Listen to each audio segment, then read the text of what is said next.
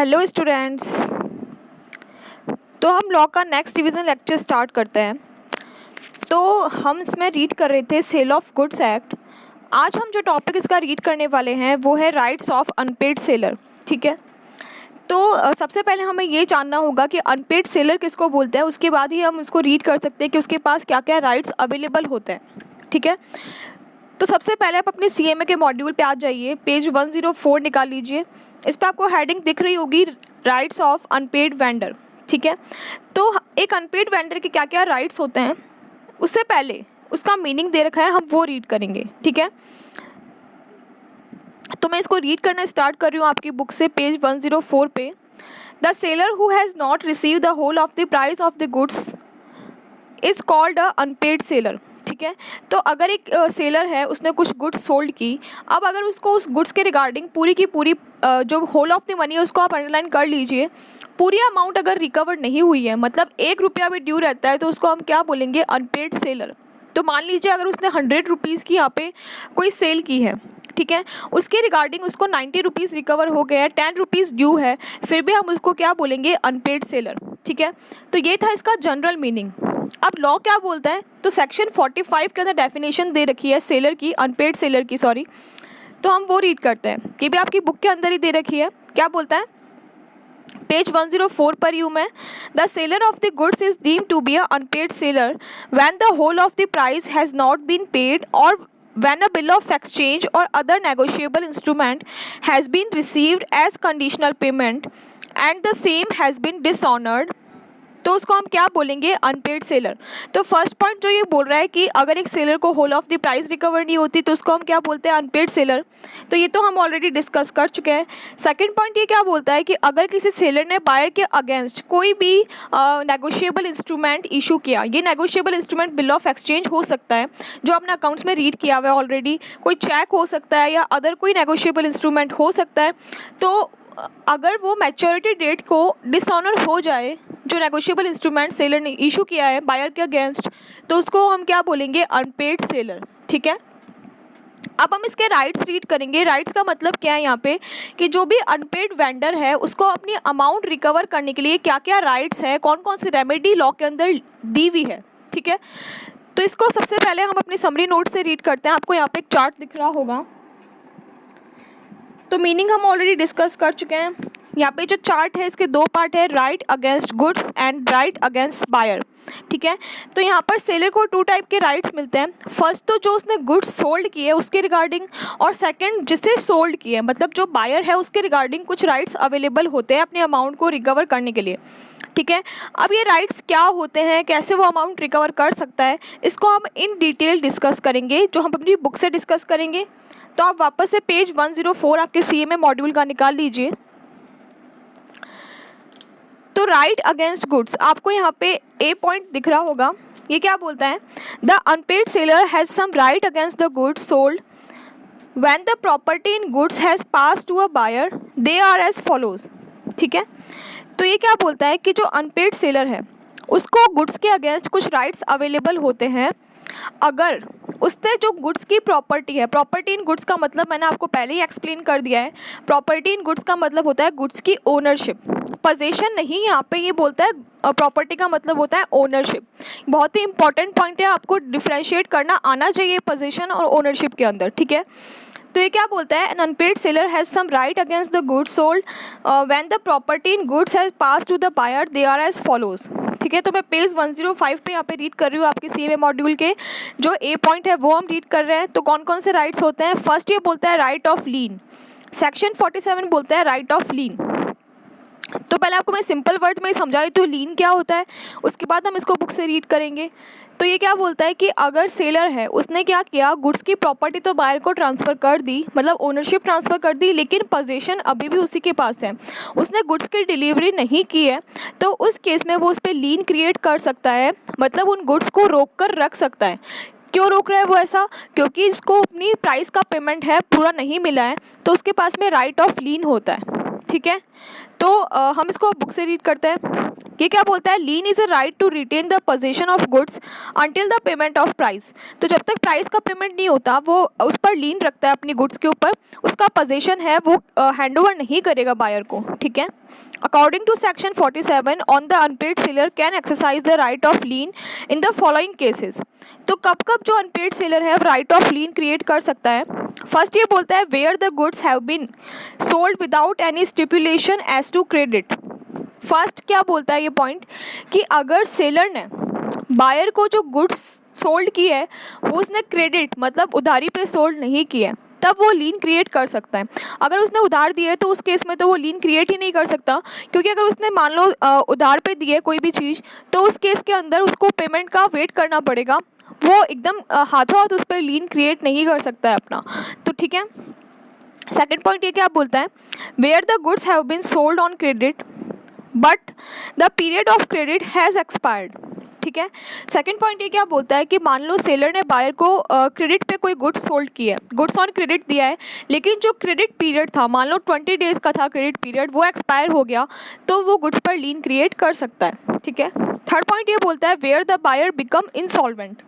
अब जहाँ पर बायर इंसॉल्वेंट हो चुका है तो उस केस में सेलर है वो अपनी गुड्स पर लीन क्रिएट कर सकता है, मतलब वो जो गुड्स है उसको हैंडओवर नहीं करेगा, पोजीशन है उसका हैंडओवर नहीं करेगा बायर को। ठीक है, आई होप आपको यहाँ तक समझ में आया होगा। अब ये बोलता है condition for exercise of lien. तो ये क्या बोलता है, the following are the condition president to the exercise of lien. तो लीन किन किन केसेस में क्रिएट हो सकती है, मतलब ये कंडीशन हमें देखनी पड़ेगी, अगर ये कंडीशन फुलफिल हो रही है उसी केस में लीन क्रिएट हो सकती है। तो ये कंडीशन कौन कौन सी है। फर्स्ट ये बोलता है the ownership must have pass to the buyer. तो यहाँ पे ओनरशिप हमने पहले ही रीड किया था कि अनपेड सेलर है, उसने प्रॉपर्टी इन गुड्स है वो तो बायर को ट्रांसफ़र कर दिए, लेकिन उसको पेमेंट नहीं मिला है तो उसी को हम अनपेड सेलर बोलते हैं। तो फर्स्ट पॉइंट यही बोलता है कि जो प्रॉपर्टी इन गुड्स है या ओनरशिप है वो बायर को ट्रांसफ़र होनी चाहिए। सेकेंड पॉइंट ये बोलता है कि जो गुड्स है वो पोजीशन में होनी चाहिए सेलर की, तभी तो वो लीन क्रिएट कर सकता है, अदरवाइज़ वो कैसे रोक के रखेगा अगर उसके पोजीशन में ही गुड्स नहीं है तो। थर्ड पॉइंट ये बोलता है the whole or part of the price must retain unpaid.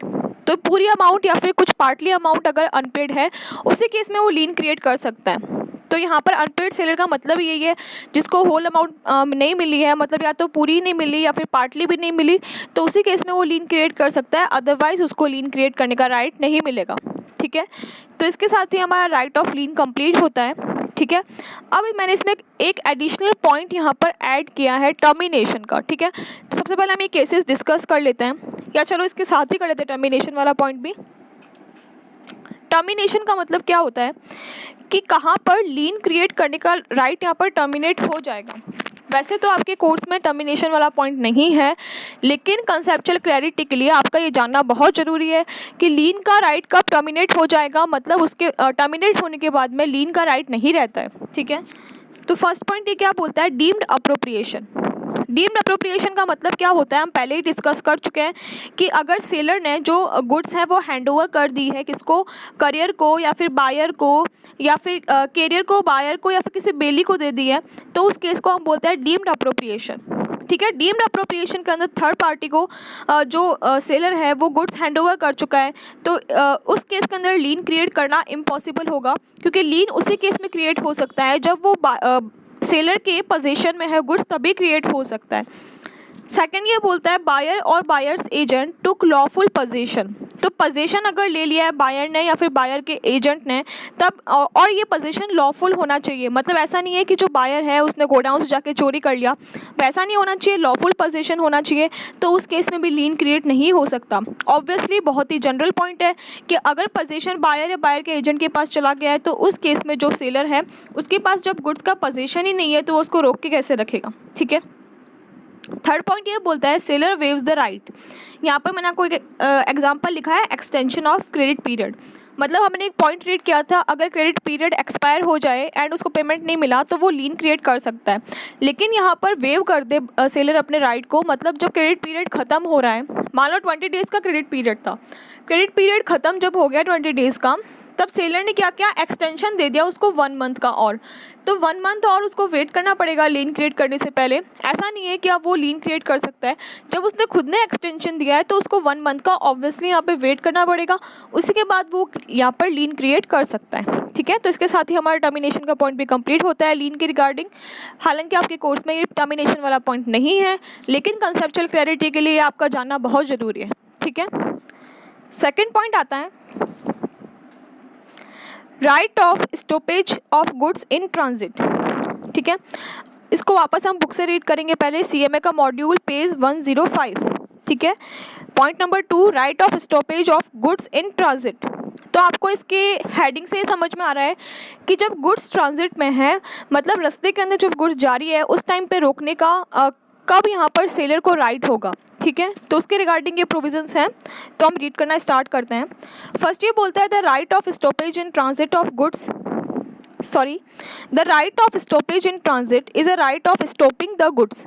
तो स्टॉप करना, गुड्स को रोकना, उसी को हम क्या बोलते हैं, rights of stoppage while they are in the transit and retaining the possession until the payment of the price। ठीक है, तो यहाँ पर अनपेड सेलर है, उसको जब तक प्राइस का पूरा पेमेंट नहीं मिल जाता तब तक वो उसको ट्रांजिट में रोक के रख सकता है, गुड्स को अपने पास पोजीशन रख सकता है उसका। This right is conferred on the seller by the section 50 of the act. तो सेक्शन 50 इसको लीड करता है। And this right can be exercise under the following cases. तो हमने जैसे लीन की केसेस पढ़े थे, किन केसेस के अंदर लीन क्रिएट हो सकता है, वैसे ही ट्रांजिट की कुछ कंडीशंस हैं। यहाँ पर सबसे इम्पॉर्टेंट पॉइंट ये है, आपको एकदम याद रखना है कि यहाँ पर अगर बायर इंसॉल्वेंट होता है उसी केस में हम गुड्स को ट्रांजिट में रोक के रख सकते हैं, अदरवाइज किसी और केस के अंदर गुड को ट्रांजिट में नहीं रोका जा सकता है। लीन के अंदर हमने पढ़ा था कि गुड्स को रोक के रख सकता है, तो अनपेड सेलर को अगर पेमेंट नहीं मिला तो वो गुड्स को रोक के रख सकता है। अब पेमेंट भले ही उसकी ना मिलने की वजह कुछ भी रही हो, ठीक है, लेकिन right of stoppage of goods in transit के अंदर सबसे इंपॉर्टेंट पॉइंट यही है कि जो बायर है अगर वो इंसॉल्वेंट हो गया उसी केस में गुड्स को ट्रांजिट में रोक के रखा जा सकता है, अदर किसी केस के अंदर हम गुड को ट्रांजिट में नहीं रोक सकते हैं। लेकिन आपको जैसे सिचुएशन से पता लग रहा होगा कि बहुत ही रेयर केस हो सकता है ये कि गुड्स की डिलीवरी है वो ट्रांजिट के मतलब गुड्स हैं यहाँ से डिस्पैच हो चुके हैं सेलर के पॉइंट ऑफ व्यू से, और वो रास्ते के अंदर है और रास्ते में उसको इन्फॉर्मेशन मिलती है सेलर को कि बायर इंसॉल्वेंट हो गया है। ठीक है, तो बहुत ही रेयर केस होता है, लेकिन आपको फिर भी ये प्रोविज़न है वो याद रखना है, क्योंकि आपको केस स्टडी आ सकती है अगर उसमें इंसॉल्वेंट हुआ है बायर, उसी केस के अंदर यहाँ पर ये right of stoppage in transit है वो अवेलेबल होगा। ठीक है, तो इसकी कंडीशन क्या क्या है, the seller must be unpaid seller. तो सेलर है वो अनपेड सेलर होना चाहिए obviously. Second, the goods must be in transit, तो ट्रांजिट में होगी तभी उसको ट्रांजिट में रोकेंगे। थर्ड, जो बायर है वो इंसॉल्वेंट होना चाहिए। फोर्थ है, property in goods must have passed from the seller to buyer. तो ये पॉइंट तो हम पहले ही रीड कर चुके हैं ऊपर राइट अगेंस्ट गुड्स के अंदर ही, जो हमने फर्स्ट पॉइंट डिस्कस किया था कि राइट अगेंस्ट गुड्स है तभी मिलेगा जब वो प्रॉपर्टी ट्रांसफ़र हो चुकी है सेलर बायर के फेवर में। ठीक है, तो इसके साथ ही हमारा ये पॉइंट भी कंप्लीट होता है। अब इसके टर्मिनेशन के प्रोविज़न आपके कोर्स में नहीं है, फिर भी मैं बता रही हूँ आपको कंसेप्चुअल क्लैरिटी के लिए पता होने चाहिए। तो टर्मिनेशन वाले पॉइंट मैंने आपको सारे समरी नोट्स में दे रखे हैं, तो हम इसी से रीड करेंगे। फर्स्ट ये बोलता है कि मान लो buyer took the delivery before the arrival of the final destination. तो अगर मान लो मुझे मुंबई थी फाइनल डेस्टिनेशन, लेकिन मुंबई पहुंचने से पहले ही रास्ते के अंदर ही बायर ने डिलीवरी ले ली है, तो उस केस में जो सेलर है उसको ये स्टॉपेज इन ट्रांजिट का जो राइट है वो अवेलेबल नहीं होगा। सेकंड ये बोलता है कि जो सेलर है उसने क्या किया, किसी करियर को यहाँ पे गुड्स हैंडओवर कर दी। ठीक है, एंड वो फाइनल डेस्टिनेशन में पहुँच के करियर जो भी ट्रांसपोर्टर था उसने क्या किया, एक्नॉलेज कर दिया बायर को कि हम फाइनल डेस्टिनेशन पे पहुँच चुके हैं और हम आपके बिहाफ पे गुड्स होल्ड कर रहे हैं। एक्नॉलेज होना चाहिए बायर को, एक्नॉलेजमेंट मतलब उसकी नॉलेज में होनी चाहिए बायर की। ठीक है, तो यहाँ पर इस केस के अंदर जब वो फाइनल डेस्टिनेशन पे पहुँच चुका है ट्रांसपोर्टर एंड उसने बायर को एक्नॉलेज कर दिया है, उसके बाद में गुड्स को जो सेलर है वो रोक नहीं सकता है। ठीक है, अब यहाँ पे मैंने एक और पॉइंट डाला है कि even if indicate the further destination, मतलब मान लो गुड्स हैं उसकी फाइनल डेस्टिनेशन मुंबई थी, मुंबई पहुँचने के बाद क्या हुआ कि जो भी ट्रांसपोर्टर था उसने बायर को इन्फॉर्म किया, लेकिन बायर ने क्या बोला कि मुझे इसकी गुड्स की फर्दर डेस्टिनेशन मतलब मुंबई के अलावा कोई डेस्टिनेशन बताई कि वहाँ पर डिलीवरी चाहिए, तो वहाँ तक आप इसको ट्रांसपोर्ट कर दो। ठीक है, तो उस केस में भी यहाँ पर कोई फ़र्क नहीं पड़ेगा, यहाँ पर जो सेलर है उसका राइट्स जा चुका है, ठीक है। अब सेलर है जिसको गुड्स को ट्रांजिट में नहीं रोक सकता। थर्ड पॉइंट आता है ship chartered by the buyer, ठीक है। तो बायर ने क्या किया, शिप चार्टर्ड किया, मतलब शिप का जो भी रेंट पे लिया है वो बायर ने लिया है, ठीक है। तो यहाँ पर जब भी ये क्या बोलता है, व्हेन गुड्स लोडेड, जब जिस पॉइंट ऑफ टाइम पे गुड्स लोड हो गई उस शिप के अंदर, उसके बाद से सेलर के पास में कोई भी यहाँ पे राइट नहीं है उन गुड्स को रोकने का। लोडिंग की बात हो रही है, यहाँ पे अनलोडिंग की बात नहीं हो रही, और ये उसी केस में होगा जब बायर ने यहाँ पे हायर किया है शिप को, ठीक है। नेक्स्ट ये बोलता है अगर जो करियर है उसने क्या किया, refuses to give the delivery, wrongful denial, मतलब रॉन्गफुली यहाँ पे जो करियर है उसने बायर को डिलीवरी देने से मना कर दिया, तो उस केस में transit will be deem to be at the end. तो जिस टाइम पे उसने रॉन्गफुली डिनाई किया है उसी टाइम पे यहाँ पे ट्रांजिट कंप्लीट हुआ मान लिया जाएगा, और यहाँ पर सेलर के पास में कोई राइट नहीं होगा कि वो उन गुड्स को रोक सके, ठीक है। नेक्स्ट ये बोलता है बायर, जो बायर है उसने क्या किया, सेलर की कंसेंट लेके और गुड्स को रीसेल कर दिया, ठीक है। तो उस केस के अंदर अगर बायर इंसॉल्वेंट हो जाए बाद में जाके, तो उस केस में जो सेलर है वो गुड्स को ट्रांजिट में नहीं रोक सकता है, लेकिन ये सेलर की कंसेंट से होना चाहिए रीसेलिंग जो हुई है वो, ठीक है। नेक्स्ट ये बोलता है buyer refuses to take the delivery, ठीक है। तो transit not deem to be at the end, यहाँ पे क्या हुआ कि जो करियर था वो तो पहुँच चुका था, लेकिन जो बायर है उसने क्या किया, रिफ्यूज़ कर दिया डिलीवरी लेने से, तो उस केस में क्या बोलता है, transit not deem to be at the end. तो हमने पहले जो पॉइंट पढ़ा था कि अगर करियर वाला है मतलब ट्रांसपोर्टर है उसने रॉन्गफुली डिनाई कर दिया, तो उस केस में ट्रांजिट को कंप्लीट हुआ मान लिया जाएगा, लेकिन अगर बायर ने डिनाई किया है तो उस केस में यहाँ पर ट्रांजिट को कंप्लीट हुआ नहीं माना जाएगा। इसका मतलब क्या है कि यहाँ पर जो सेलर है गुड्स को अभी भी रोक सकता है, जब ट्रांजिट कंप्लीट हो गया उसके बाद नहीं रोक सकता है, लेकिन यहाँ पर नहीं माना जाएगा इस केस में। तो उस केस में जो बायर है वो सेलर है वो अभी भी गुड्स को रोक के रख सकता है, ठीक है। आई होप आपको ये सारे पॉइंट समझ में आए होंगे। वैसे तो ये सारे पॉइंट आपके कोर्स में नहीं है, टर्मिनेशन वाले ओनली, ठीक है। टर्मिनेशन वाले आपके कोर्स में नहीं है, लेकिन आपको कंसेप्चुअल क्लैरिटी के लिए जानना बहुत ज़रूरी है, ठीक है। तो एक बार फ्रेंड्स इसको पढ़ने में कुछ भी नहीं है, थोड़े बहुत पॉइंट है, आप इसको रीड कर लेना एक बार, ठीक है। इसलिए मैंने आपको समरी नोट्स में दिए हैं ये,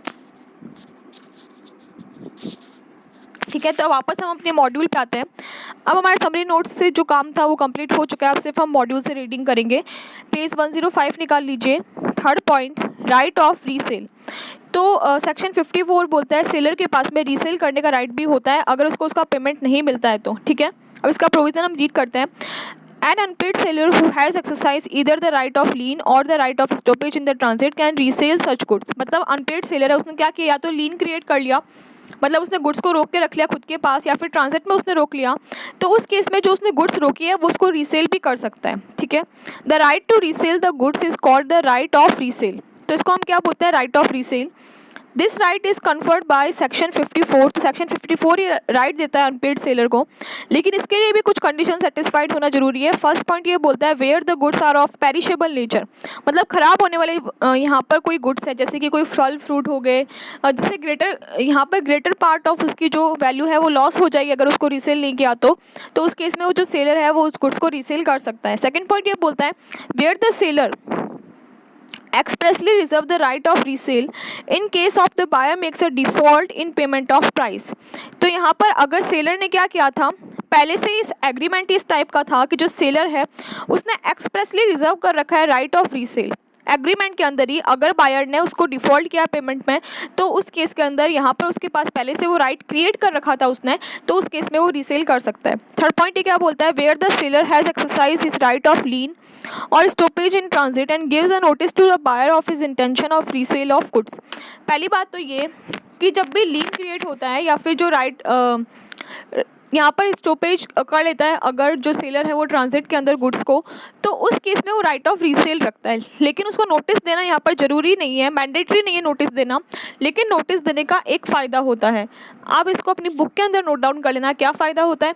अगर उसने नोटिस दे के रीसेल किया है बायर सेलर ने, तो उस केस के अंदर प्रॉफिट जो होगा वो सेलर का होगा। गुड्स को बेचने से अगर प्रॉफिट हुआ है तो वो सेलर का होगा, अगर लॉस होगा तो बायर उसको बियर करेगा, ठीक है। लेकिन अगर उसने नोटिस दिए बिना उसको रीसेल किया है तो प्रॉफिट तो यहाँ पे बायर का होगा, लेकिन जो लॉस होगा वो सेलर का होगा। तो ये बहुत ही इंपॉर्टेंट पॉइंट है, आप इसको बुक में ही कहीं पे नोट डाउन कर लेना, ठीक है।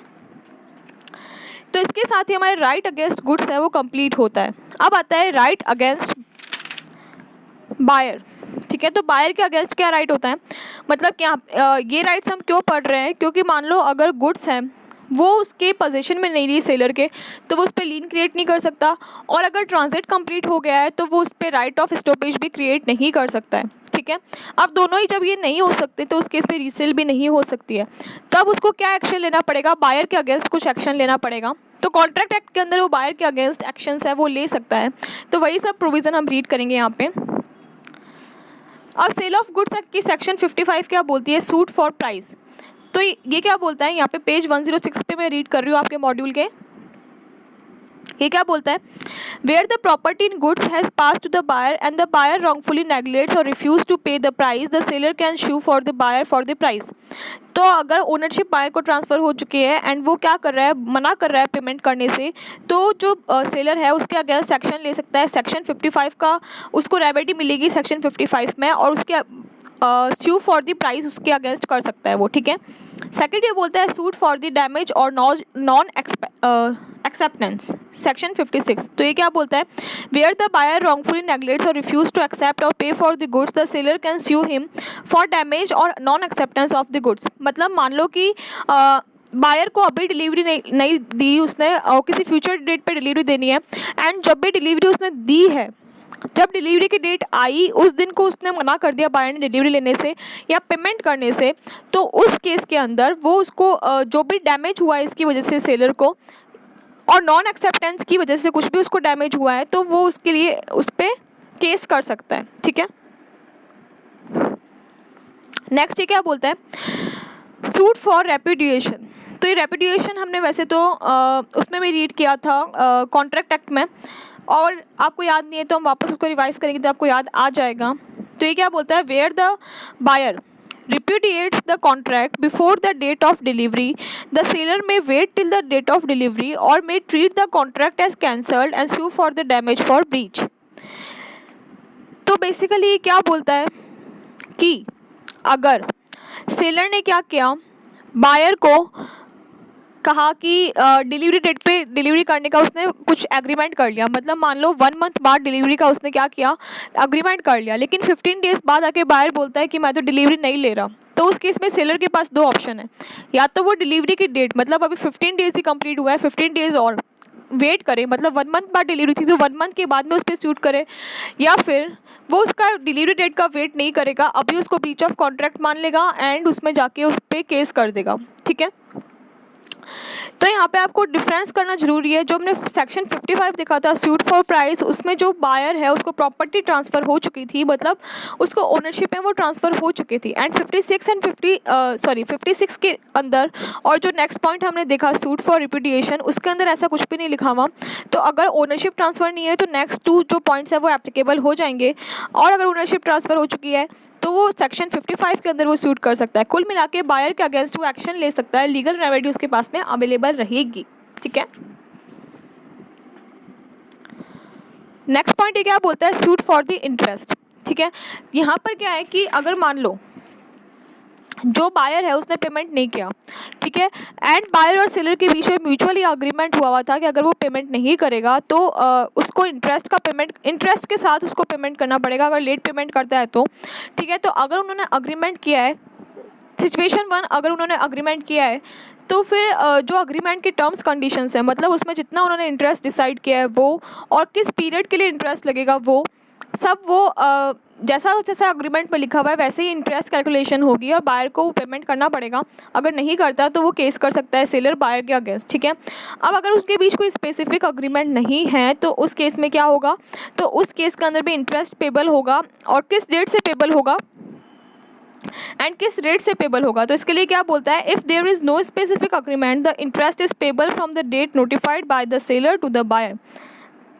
तो जिस डेट से सेलर उसको नोटिफाई करेगा उसी डेट से उसको इंटरेस्ट लगेगा, एंड रेट है वो यहाँ पे कोर्ट डिसाइड करे, ठीक है। इसके साथ ही हमारा आज का लेक्चर कंप्लीट होता है। आई होप आपको ये सारा समझ में आया होगा। अगर कुछ भी आपके डाउट्स रहते हैं तो आप मुझे आराम से पूछ सकते हैं। तो मिलते हैं नेक्स्ट लेक्चर में। Thank you.